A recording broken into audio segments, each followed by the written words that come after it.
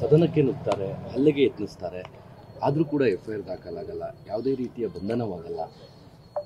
ಇದೆಲ್ಲ ಒಂದು ಕಡೆ ನಾನು ಹೇಳಿದ್ದೇನೆ, ಇದು ಕಾನೂನಿನ ರಾಜ್ಯ ಆದರೆ ಯಾರು ದೂರು ಕೊಟ್ಟರು ತಕ್ಷಣ ಮೊಕದ್ದಮೆ ದಾಖಲಾಗುತ್ತೆ, ಕಾನೂನುಬದ್ಧವಾಗಿ ನಡೆಸ್ಕೊಳ್ತಾರೆ. ನನ್ನನ್ನು ಕಾನೂನುಬದ್ಧವಾಗಿ ನಡೆಸ್ಕೊಂಡಿದ್ರೆ ನಾನು ಯಾರ ಮೇಲೂ ಆಕ್ಷೇಪ ಮಾಡ್ತಿರಲಿಲ್ಲ. ಆದರೆ ನನ್ನ ಮೇಲೆ ನಡೆಸಿರೋದು ದೌರ್ಜನ್ಯ, ಕೊಲೆ ಪ್ರಯತ್ನ ಮತ್ತು ಬೆದರಿಸುವ ತಂತ್ರ. ಹಾಗಾಗಿ ಇದನ್ನು ಒಪ್ಕೊಳ್ಳೋಕ್ಕೆ ಸಾಧ್ಯನೇ ಇಲ್ಲ. ಅಮಾನವೀಯವಾಗಿ ನಡ್ಕೊಂಡಿರೋದನ್ನು ಸಹಿಸ್ಕೊಳ್ಳೋಕ್ಕೂ ಸಾಧ್ಯ ಇಲ್ಲ. ಎಲ್ಲ ರೀತಿಯ ಕಾನೂನುಬದ್ಧವಾಗಿರೋ ಹೋರಾಟ, ಜನತಾ ನ್ಯಾಯಾಲಯದಲ್ಲಿ ಹೋರಾಟ, ಎರಡನ್ನೂ ಕೂಡ ನಾವು ಮಾಡೇ ಮಾಡ್ತೀವಿ. ತಪ್ಪಿತಸ್ಥರಿಗೆ ಶಿಕ್ಷೆ ಆಗಲೇಬೇಕು. ಯಾವುದೇ ಕಾರಣಕ್ಕೂ ಇದನ್ನು ನಾವು ಗುಂಡಾ ರಿಪಬ್ಲಿಕ್ ಮಾಡಲಿಕ್ಕೆ ಬಿಡಲ್ಲ.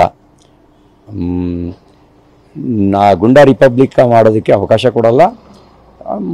ನಾವು ಎಲ್ಲ ಆಯಾಮದಲ್ಲೂ ಹೋರಾಟ ಮಾಡ್ತೀವಿ. ನಮ್ಮ ರಾಜ್ಯಾಧ್ಯಕ್ಷರು, ಇಬ್ಬರು ವಿಪಕ್ಷ ನಾಯಕರು, ವರಿಷ್ಠ ನಾಯಕರುಗಳು ಪಕ್ಷದ ಅವ್ರ ಜೊತೆ ಎಲ್ಲ ಸಮಾಲೋಚನೆ ಮಾಡಿ ನಿರ್ಣಯ ಮಾಡ್ತೀವಿ. ಸದನಕ್ಕೆ ನುಗ್ತಾರೆ, ಹಲ್ಲೆಗೆ ಯತ್ನಿಸ್ತಾರೆ, ಆದರೂ ಕೂಡ FIR ದಾಖಲಾಗಲ್ಲ, ಯಾವುದೇ ರೀತಿಯ ಬಂಧನವಾಗಲ್ಲ.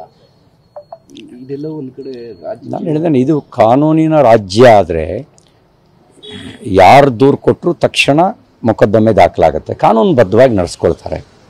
ನನ್ನನ್ನು ಕಾನೂನುಬದ್ಧವಾಗಿ ನಡೆಸ್ಕೊಂಡಿದ್ರೆ ನಾನು ಯಾರ ಮೇಲೂ ಆಕ್ಷೇಪ ಮಾಡ್ತಿರಲಿಲ್ಲ.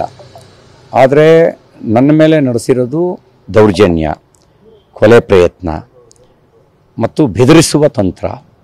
ಹಾಗಾಗಿ ಇದನ್ನು ಒಪ್ಕೊಳ್ಳೋಕ್ಕೆ ಸಾಧ್ಯನೇ ಇಲ್ಲ. ಅಮಾನವೀಯವಾಗಿ ನಡ್ಕೊಂಡಿರೋದನ್ನು ಸಹಿಸ್ಕೊಳ್ಳೋಕ್ಕೂ ಸಾಧ್ಯ ಇಲ್ಲ. ಎಲ್ಲ ರೀತಿಯ ಕಾನೂನುಬದ್ಧವಾಗಿರೋ ಹೋರಾಟ, ಜನತಾ ನ್ಯಾಯಾಲಯದಲ್ಲಿ ಹೋರಾಟ, ಎರಡನ್ನೂ ಕೂಡ ನಾವು ಮಾಡೇ ಮಾಡ್ತೀವಿ. ತಪ್ಪಿತಸ್ಥರಿಗೆ ಶಿಕ್ಷೆ ಆಗಲೇಬೇಕು. ಯಾವುದೇ ಕಾರಣಕ್ಕೂ ಇದನ್ನು ನಾವು ಗುಂಡಾ ರಿಪಬ್ಲಿಕ್ ಮಾಡಲಿಕ್ಕೆ ಬಿಡಲ್ಲ. ಗುಂಡಾ ರಿಪಬ್ಲಿಕ್ ಮಾಡೋದಕ್ಕೆ ಅವಕಾಶ ಕೊಡಲ್ಲ. ನಾವು ಎಲ್ಲ ಆಯಾಮದಲ್ಲೂ ಹೋರಾಟ ಮಾಡ್ತೀವಿ. ನಮ್ಮ ರಾಜ್ಯಾಧ್ಯಕ್ಷರು, ಇಬ್ಬರು ವಿಪಕ್ಷ ನಾಯಕರು, ವರಿಷ್ಠ ನಾಯಕರುಗಳು ಪಕ್ಷದ ಅವ್ರ ಜೊತೆ ಎಲ್ಲ ಸಮಾಲೋಚನೆ ಮಾಡಿ ನಿರ್ಣಯ ಮಾಡ್ತೀವಿ.